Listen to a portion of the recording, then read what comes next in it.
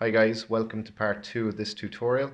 Just in case any of you missed part 1, I'm putting the link to it in the description below. So the way we're going to approach this is we're going to use a hair object, and we're going to tell the hair object that we don't want it to generate hairs, we want it to generate post-its. So to do that, we're going to need a post-it first of all. So I'm just going to grab this one, hold down control to duplicate. I'm going to drag this up to the top of our object manager there. And this post-it, it doesn't need to be a soft body, so we can get rid of that soft body tag. And we need to zero it out on the coordinates. So let's do that now. And we're going to do the same for rotation. So now we have that post-it on the floor.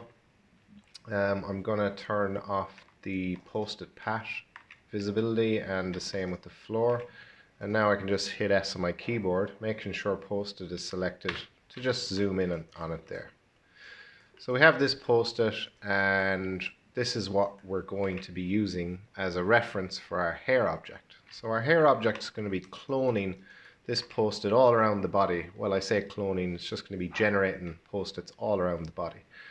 But right now, the root of this post-it, now I'm saying it's a root because it's going to be acting as a hair, is going to be right in the center where our axis center is. Now we don't want it to be in the center. We want it to be at the top here. So we're going to have to drag our axis center up to the top. And also, we don't want this to be up. Right now, this is up. We want to change what up is with regards to our post-its. So first of all, we're going to have to make our post-it editable. So let's select it, hit C on your keyboard. Now if we turn on enable axis, we'll be able to move our axis around. So I'm going to rotate it first. Now remember, this is the up. As far as our post-it's concerned, this is up, but we want this to be up. We want that to be up.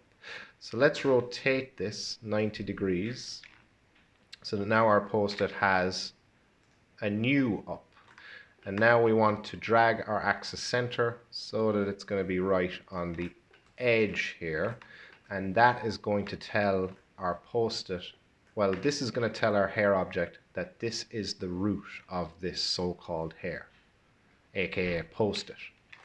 Now it's not right in the edge there, so how do we get it to be on the edge? Let's use Shift-C to do a command search. Type in axis, and this is the tool here we're going to be using.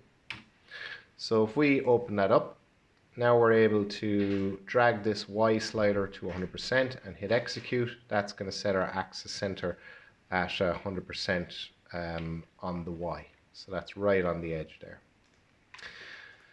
So the next thing I want to do before I start generating this post-it as hairs is I want to bend it, just so it looks a bit more realistic. Because you know when you've seen a post-it and it's been hanging on a wall for a long time, it kind of curls from the bottom up. So that's what I'm going to try and replicate now. So I have my post-it object selected. So I'm going to be able to hold down Shift and grab a bend deformer. That's going to automatically add the bend deformer as a child of the post-it. And now we can go into the object tab of the bend deformer and just kind of drag that out. Now we're going to have to rotate our bend deformer 90 degrees like that. And we don't want to make it bigger there. We can just make it bigger on the Z axis, or the X axis I should say. Or it's the Z, it is the Z. So obviously we're going to have to add in more segments here because we don't want our post-it to look like a folded card. We need to make this bend a lot smoother. So let's select our post-it object and hit US on our keyboard to add some more subdivisions. So now that that is going to be nice and smooth looking, I'm just going to reduce the size of this on the X so that it's not stretching our post-it. Cool. Okay, so now we have that part done. We can bring back in post-it pat, And let's turn on his geometry as well. And we can bring back in our floor.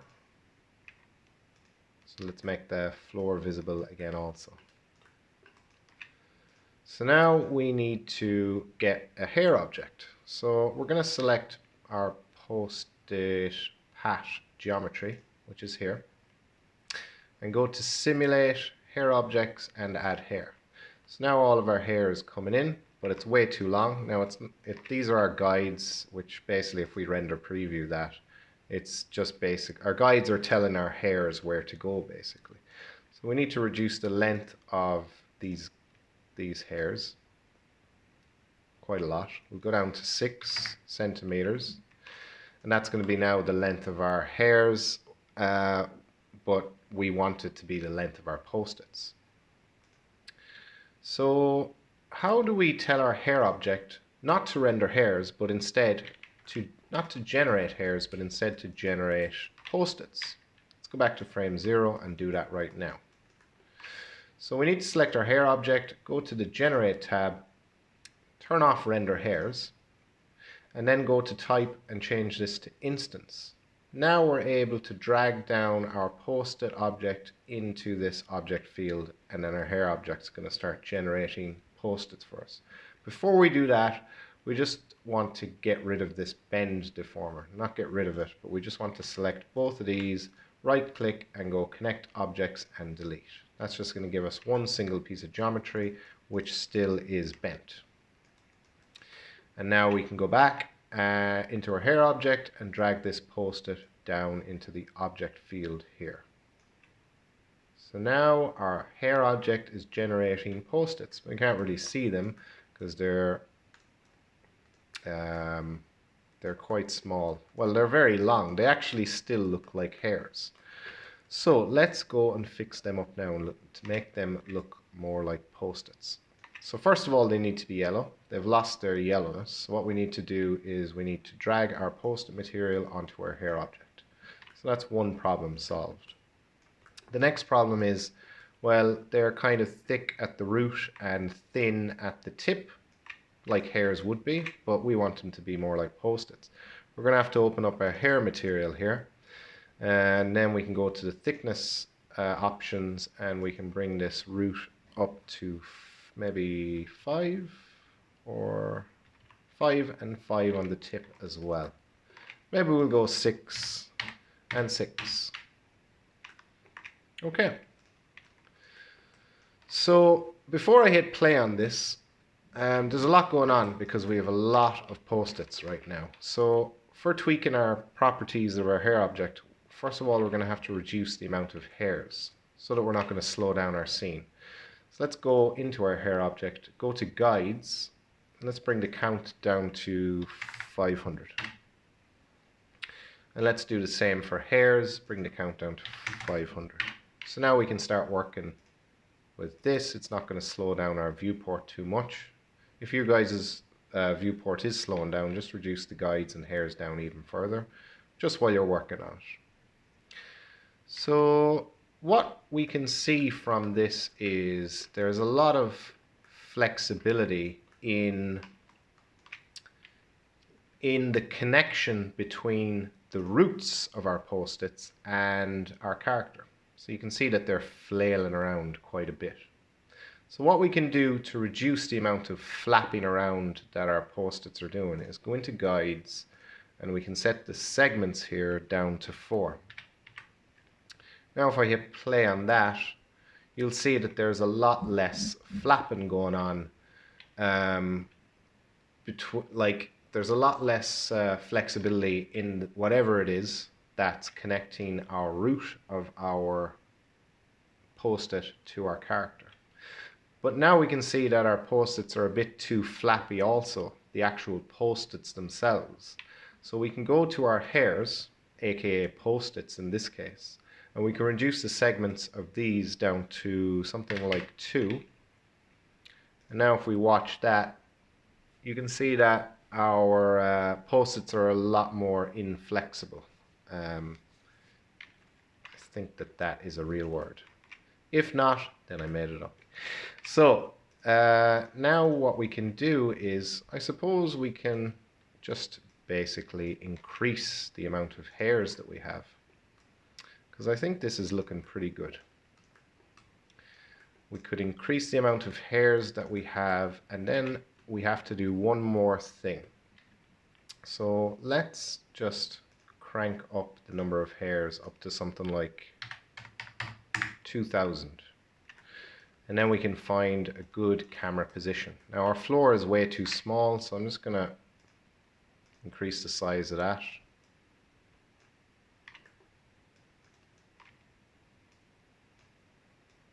Something like that. For now we can make it bigger if needs be. I think that is big enough. I also, yeah, our segments are set to 1 and 1. We don't need a lot of segments on our floor. Now let's try and find a good camera position. So I'm going to go for something like this. Our guy is centered and our camera is slightly tilting downwards. So let's add in a camera, make it active, and let's add a protection tag so we can't move it around. Okay, so the last thing we need to do here is, if I just deactivate my camera so I can zoom in on the feet. Now, if I hit play here, it might not look like the post-its on the feet are doing anything too crazy, but they are, because I have rendered this out and I've seen what it looks like, and it just looks a bit ridiculous. The post-its on the feet are flapping around like crazy, like really crazy, and it just really takes away from the overall look of this. So what we need to do is we need to duplicate this hair object and add it to the feet, and only the feet. So we're going to have different rules for this new hair object that we're going to create. And then what we need to do is we need to delete the existing hairs from the existing feet, I suppose. So how do we do that? Well, we need to first of all duplicate post-it Pat. So I'm going to do that now, hold down Control and duplicate him. Now remember, we have emitters attached to post-it Pat, so we're going to have to delete those because we don't need those. So let's get rid of this. The only reason we're duplicating post-it Pat is so we can get some feet, some extra feet. Now we have deleted those, and let's call this post-it Pat feet. Okay, so now if we select the geometry of post-it Pat feet, which is here, and go to our polygon mode, let's hop into front view and let's zoom in. So now we just want to select the feet. So let's do that now with our rectangle selection tool, and let's just lasso those feet. Try and get that as accurate as possible. Yeah, so that's perfect. Perfect enough anyway. And now we're going to go select and set selection. Now that's going to create a selection tag for us. And with this selection tag, we can now tell a new hair object to generate hairs, but only on the feet. So let's duplicate our hair object. We'll call this hair feet. Feet hair, hair feet. And now we can go into our guides tab of this new hair feet object, and we can drag this selection tag down into it that we just created. So now you can see we've actually got a lot of hairs on our feet, a lot of post-its, because we also have this hair object generating post-its along our feet. So we need to tell this hair object to not do that. So how do we do that? We need to go to the original post-it Pat, grab his geometry, make sure polygon mode is selected. Just going to turn this off here. We don't need that turned on. Make sure polygon mode is selected, hop into front view, and now we're going to lasso the feet again. But this time we're going to invert our selection. So a shortcut for that is UI in your keyboard. That's going to invert the selection. Now again, we're going to go select. We're going to go set selection. That's going to put in our selection tag here on post-it Pat geometry. And now we can go to our original hair object and we can drag this new selection down into the link property here. And now our original hair object is no longer going to be generating hairs around our feet. Now we still have a lot, because remember we have this hair feet object. In the hairs tab we've set the count to 2000, so we can reduce that down to maybe 1000, maybe 850, something like that. And the last thing we need to do is change the rules for this, because the reason we're doing all this is because there's way too much flapping going on. So all we need to do is go into the dynamics tab of this hair feet object and set that to rigid. Now our hairs on our feet, aka post-its, are no longer going to be flapping around. They're actually going to look like shoes, kind of post-it shoes. Cool. Let's hop back into our camera and let's go and pause this on any random frame, and let's do a render to picture viewer to see what this is looking like. And we can also get an idea of render time as well. So we want to try and keep down render time as much as we can. So that's looking pretty cool. We have not yet turned off the visibility of our character's geometry. So let's do that now. So that is here for posted Pat, and we also want to turn off the geometry for his feet, which is here. So make his feet geometry invisible also. Well, it's actually his whole geometry, but anyway, that's neither here nor there. So just make both of those invisible. So if we jump back into our render that we did just a second ago, we want to get some contact shadows. It's really going to improve our scene, and we're also going to add in a background. So let's do that now. We'll add in a background, and we can apply the same material as our floor to it. And now let's turn on ambient occlusion in our render settings. Okay, so that's going to give us some nice contact shadows. Let's do another render to picture viewer again. So we were at 7 seconds. We just turned on ambient occlusion. It's going to give us some nice contact shadows, but it's also going to increase render time. Now it's a bit the contact shadows need to be tweaked just a bit. So let's go back into our render settings and let's turn down the minimum ray length there. Let's have a look at what that does. Let's see, maximum ray length. So we are going to be turning this down, so it's going to look more like this. This is what it looks like now. We're going to turn down the maximum ray length so it looks a bit more like this. Let's go to about 30 centimeters for that and render to picture viewer again. Now if I go to my previous render, you can see that the background isn't blended with the floor, so that's the next thing we're going to be doing. And let's see, so you can see that our contact shadows have actually, the maximum ray length has been reduced, and now we need to blend our background and our floor. So let's add a compositing tag onto our floor, and now we can turn on compositing background, and that is going to sort out the problem with blending between our floor and our background. Cool. So what I want to do now is I want to brighten up our scene. Now we could do this with Global Illumination. If we just turn it on, you can see that that will actually do a lot for our scene, but it's going to take a lot longer to render. I'm just going to fast forward the video while this renders. So if we look at the difference between Global Illumination being turned on and Global Illumination being turned off, this is off, this is on. You can see that it looks a lot better, but look at the render time. So we can there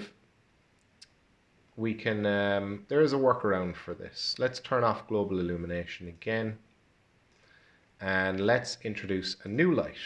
And this light, we're going to bring it up into the air to about there, something like that. Go into the general tab and bring the intensity down to about 60. And turn on ambient illumination. Now let's do a render preview for this. And let's compare this to our Global Illumination render, which is this one, and our ambient illumination light render, which is this one. So some of you might actually argue that this one looks better. Some of you might prefer the Global Illumination one. I kind of like this one. And look at that render time, just 8 seconds. So that is it, guys. We just need to set this up for render now, and we are good to go. So I'm going to make sure to save my scene. You guys might not have done that yet, so make sure you do a save as. Oh, there's one more thing we need to do as well. Let's do a render to picture viewer here as well. See, we're getting these jagged edges where our shadows are. We need to fix that in our render settings. So you can see we're getting the jagged edges there. So we're going to turn on, we're going to go to our render settings, go to anti-aliasing, set this to best, and we will get away with 2x2. Now if I render that out, that's going to take longer, obviously. I was boasting about the 8 seconds just a second ago, but it's still not bad. 10 seconds is fine, and we're not getting any more jagged edges. And I almost forgot, before we do set this up for render, we need to increase our stop emission in our emitters. Now remember, our emitters are in posted pat here, and we need to grab both of those, and let's increase the stop emission right up to the end, which is frame 499. So they're never going to stop, basically. And that is it. That's good to go, guys. We can set this up for render now. Hop into our render settings. I'm going to go 1920 by 1080 for this. Now, you guys can keep it lower than that if you wish. Again, increase in render times there a bit.